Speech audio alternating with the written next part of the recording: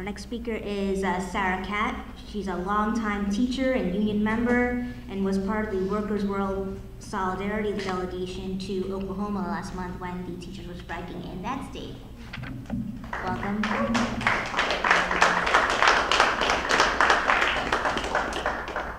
Terry, they told me I had 5. Can y'all hear me? It's good? Yep. Okay. So this week's Workers' World has exciting details and images from several fronts of the education workers movement. This talk is on more applying Marx, Lenin, and Marcy to understand it. We sure the mic is okay? Okay. Marxism shows that just like all physical matter is always in motion and living things are evolving, so are social relations and consciousness. Change is happening even when we're not all aware of it. Marx said, quote, "Dialectics is the science of the general laws of motion, both of the external world and of human thought. As material conditions change, the mindset of people who experience those conditions also change, and so does their readiness to do something about it."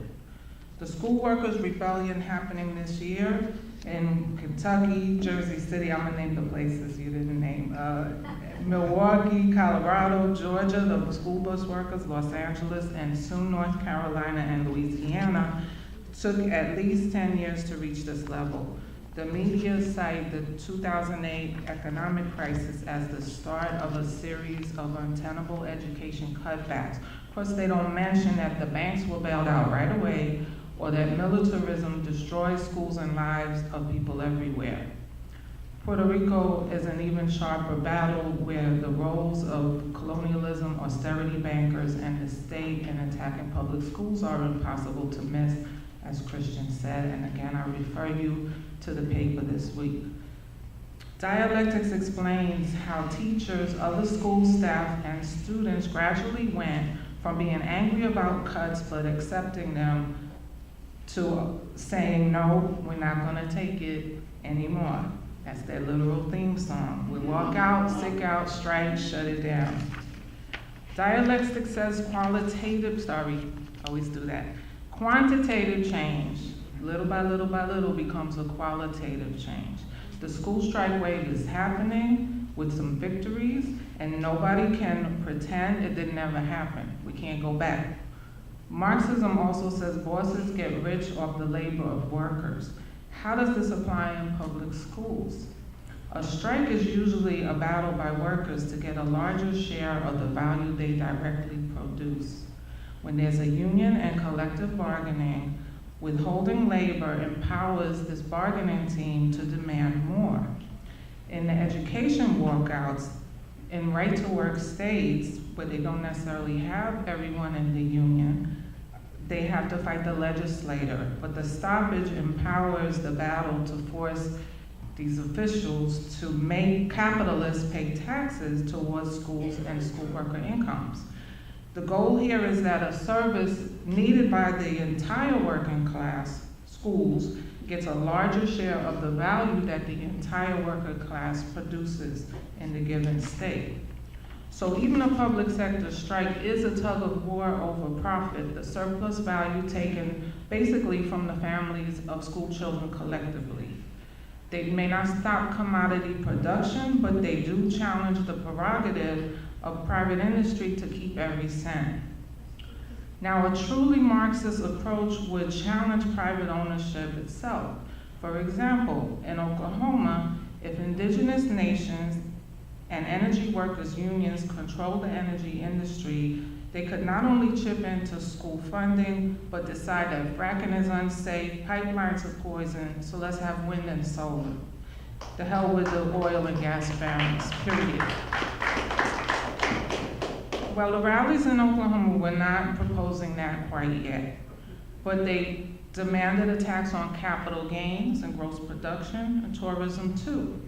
The contradiction of living in a resource-rich place with rampant poverty is brought out by these actions. The same can be said for Big Coal in West Virginia and Kentucky, Wall Street in Jersey City, and every demonstration that exposed the politicians as belonging to one robber baron or another. Lenin said, workers and oppressed peoples of the world unite. The resistance that gender and national oppression provoke cannot be separated from any development, including the edge strikes. These workforces are overwhelmingly women, so the rebellion fits into the fight against sexism and patriarchy.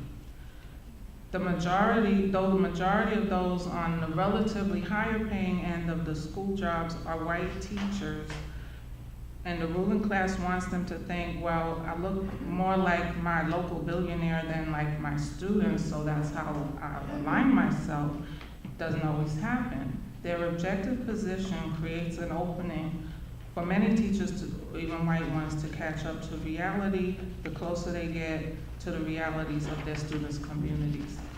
Learn to hate ICE, police brutality, mass incarceration, gentrification.